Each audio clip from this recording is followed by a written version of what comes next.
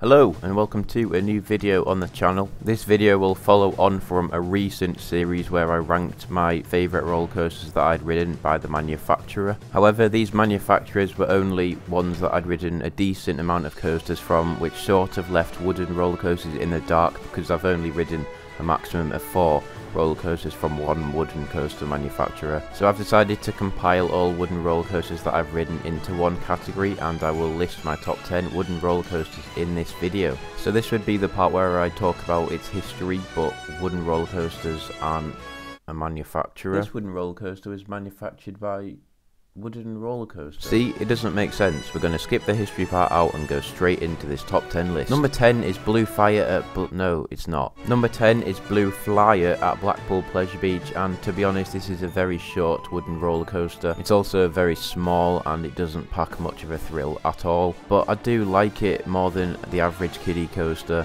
It's still one that you would just ride once for the credit, but I think the tunnel feature at the end is also quite cool. But all in all, there's not really much to report on about this ride. Also at Blackpool Pleasure Beach is the Big Dipper at number 9. Unlike Blue Flyer from before, this one does give a very long ride. But my main complaint about this is how rough it is. It's the roughest coaster in this list, which is why it's down at number 9.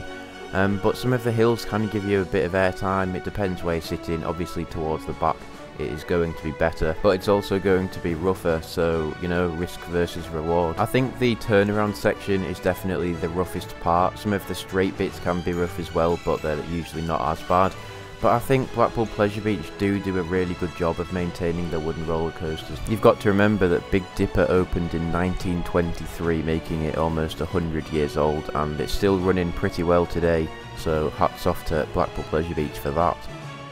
Number 8 is Coastersaurus at Legoland, Florida, and the first good thing you notice about this is its train design. In the last decade it has had its trains updated. I really like the design on the front. It almost reminds me of an RMC style train, but these were built by GCI, and that makes this a pretty smooth ride. Unfortunately, the layout is quite short and the airtime is nowhere near as extreme as some other coasters in this list, but it's still an enjoyable ride. Back to Blackpool Pleasure Beach, the next coaster on this list is the Nickelodeon Streak. The seats on this coaster are heavily cushioned, which makes them very comfy, and the ride layout itself is fairly smooth, and it's pretty much just lots of different airtime hills. I remember the drop and the first hill giving the best airtime. They give you some really strong floater, and you know, it's the type that takes your stomach a bit, and it's really good fun. This is something that you don't really notice whilst riding, but it does have lots of interactions with other rides. For example, Big One actually goes underneath it, and you go very close to Blue Flyer and Revolution, so it's a really fun coaster and there's lots to see from it. I really do like this. Number 6 is the Grand National, the 4th and final roller coaster at Blackpool Pleasure Beach that comes up in this list. Interestingly, this is one of the only Mobius looping roller coasters still operating today, and that means despite it being a dueling coaster, the track is one single loop. Some modern examples of this are Twisted Colossus and West Coast Racers at Six Flags Magic Mountain. Grand National in particular is one of the most crazy and out of control roller coasters that I've ever experienced. Some of the airtime on this is unbelievable. Most of the hills give ejector, and you know, it's insane. It can be a little bit rough, especially towards the back, but if you're also sitting towards the back like I talked about on Big Dipper, you will get better airtime. But it's got a great long layout which is fun throughout, and the dueling aspect is also really cool.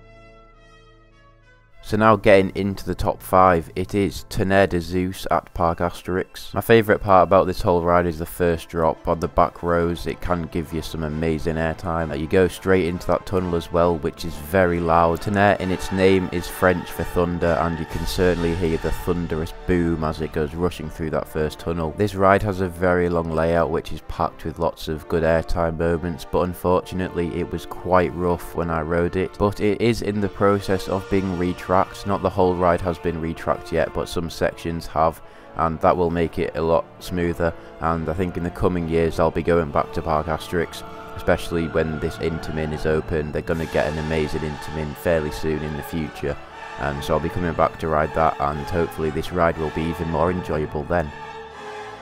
Next up is Joris Enderdrak at Efteling. This is a dueling GCI wooden roller coaster, and in typical Efteling fashion it does have some really nice theming. The station is beautiful and there is a big dragon animatronic. The two sides to this are each called Vuur and Water, which translates to fire and water in English. I enjoyed Water more, but I honestly don't think there's much of a difference at all. Unfortunately, this ride has a fair vibration which sort of gives me a headache after riding it, but it's a typical modern GCI roller coaster with some good speed and airtime moments. I think this ride could have been a bit longer, but it's definitely not a short ride either way. But it's a really fun ride, suitable for the whole family, and it's got a really good location as well. It does this turnaround section on the lake. You can get good views of other coasters such as Python, De Vliegende Hollander and Baron 1898.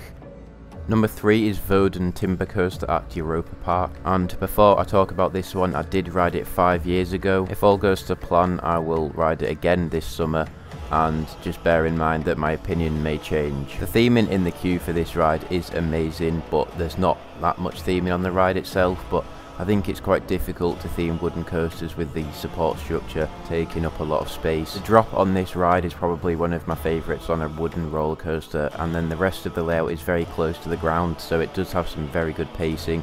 The airtime is a little bit lacking. I think it could have had more, but it's still decent. It has a lot of speed going into those final breaks, which makes me think that they could have made it a bit longer, especially with it being a tall coaster, but it's still a very good coaster.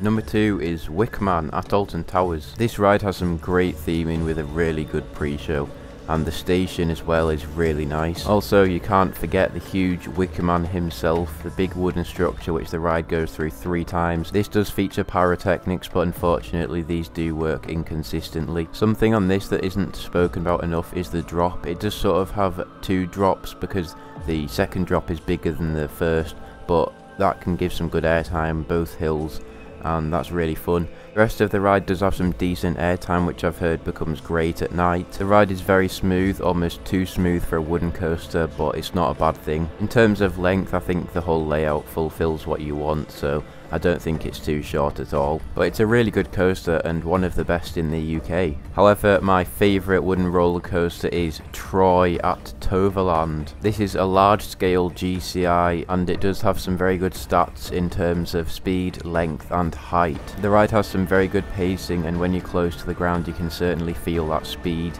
and it keeps this up for a long duration. It does almost 2 laps around its structure.